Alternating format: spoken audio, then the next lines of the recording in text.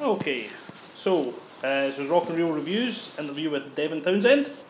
First of all, Devin, how are you doing? I'm good. It's been 9 weeks on tour, so I got enough energy for 4 more shows, which is very fortunate because there's 4 left. Cool. Well, congratulations on Epicloud. Thank you, man. It's an awesome album. Thank you, dude. Definitely one of the best I've heard this year. Thank you, man. Yeah, I'm proud of it. And how are you enjoying Scotland?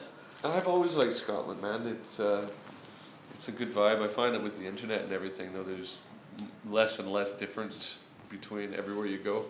It's just accents that change, you know what I mean? But yeah. like people and life seems to be pretty much the same now. Whether or not it's Vancouver or India or here, you know what I mean? It's a bunch of people trying to figure shit out. Cool. Yeah. Good. You recently did the Retinal Circus show. Yeah. I happened to catch a live stream of it. Yeah. Really good. Nice. How did you feel it went? Well, there was some technical hiccups, and the live stream definitely sounded like balls. But I mean, I think it's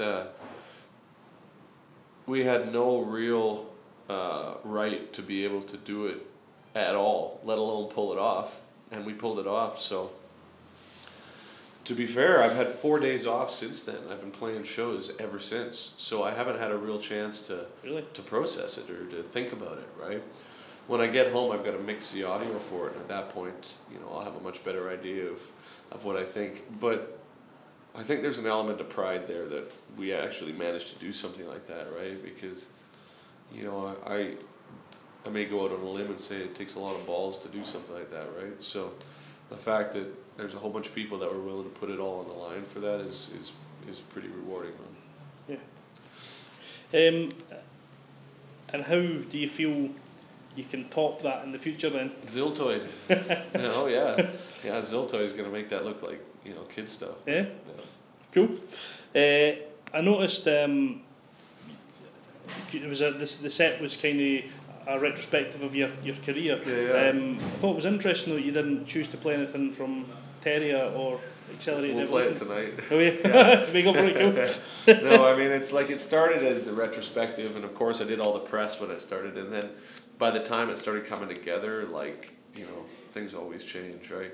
But I'm okay to suffer the embarrassment of being visibly changing my mind rather than sacrificing what I think the show needs, you know what I mean? So yeah, I just changed my mind. Yeah. Cool.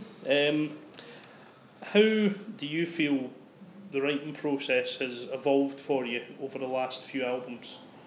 Well, it's because I'm sober, right? It's changed in that I don't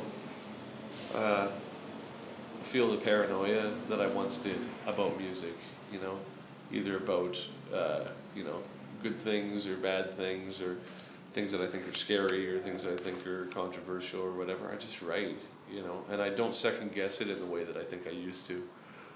And as a result of that, it happens really quickly. I can put together a song if I'm inspired in an hour, right? And then, there's other times you'll go for months without any songs, right? But I always play guitar, so things brew. But because my process is a little more streamlined than it used to be, I find I just fly through writing. And again, I don't second guess it, I just finish it. And finishing it's the key, right? As opposed to starting it and saying, I'll come back to it, just get it finished, right? Yeah, just go with the flow. And totally. Yeah. Cool. You have got a very original but an instantly recognisable sound. How did you sort of craft and come up with that sound, or was it not deliberate? Well, I don't think it was deliberate as much as just your product of your influences, right? And I really liked Enya when I was a kid. I thought that was really cool, that big expansive sound. And I liked symphonic stuff, like soundtracks for Star Wars and that sort of thing. And I liked the production of Def Leppard and the heaviness of Metallica and the sort of straightforward rock of Slade and and I think that eventually, we put some Scorpions in there or something, and eventually you just turn into a mishmash of your influences, right? Yeah. There's a lot of echo in what I do, of course, right? And I can't get away from that. I like that sound, sort of standing on top of a mountain and fucking playing a bunch of stupid guitar licks, right? But I mean, not deliberate. It just, I'm 40 and somewhere along the line, I ended up being who I am, right? Yeah. That's cool. If you were able to collaborate with any artist on the planet, who would it be? I don't know. I don't know if I've got any real need to do that. I mean, I'm collaborating with some people coming up, some electronic artists and some drummers that are great. Drummers are really key for me, right? And the lady who plays flute on Ghost, we've doing some stuff. I just like to jam. I like to improvise, right? And I don't like it to be complicated. I like my role to be, a little more supportive than in the lead role, right? Yeah.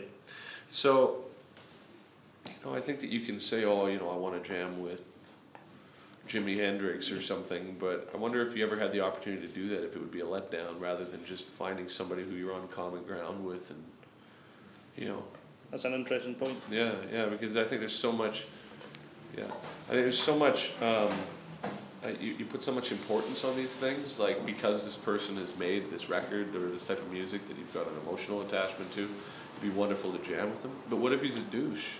Yeah. You know what I mean? Then you just you don't even want to be in the room with a fucking guy, let alone play music with him, right? So I think it all depends. Cool. Yeah. We've got the site that we review for also does movies. Yeah, so I have a couple of movie related questions for you. Yeah. If your life story was to be made into a movie, which actor would play you? Which actor? Yeah. Oh God. I don't know. Weird Al Yankovic. If I'm being, I'm not a big movie buff, so I don't know.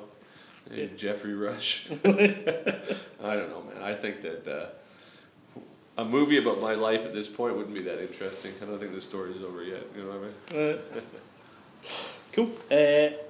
I recently did an interview with Between the Buried and Me. Yeah. And I was speaking to Paul Wagner, and he said that your new album was his favourite album of the year.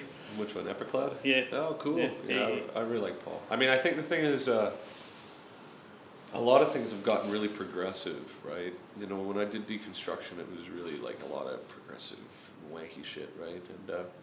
And the scene seems to be going in that real progressive way, but I just kind of fell out of love with it. I just really wanted to make some rock songs, right, that women liked and kids liked, and it's just what you need to do at this time. Yeah, I don't think it's important to prove that I can do anything anymore. I think whatever I feel I've needed to prove, I've proved, and so now I just wanted to rock, right? Cool. That's nice of him. I like that guy. Yeah, he's a good guy. Yeah, I'd heard in the past that you take a lot of influence from the Dark Crystal. Oh yeah. And Ziltoid, man. Yeah, of course. Are there any other movies that you felt that influence your creating of music? Never Cry Wolf, I think. I don't know if you ever saw Never it. seen it, yeah. It was a Disney movie. It was about Farley Mowat, guy moved to the Arctic. When I was a kid, I saw it. I thought it was great. Maybe Princess Mononoke.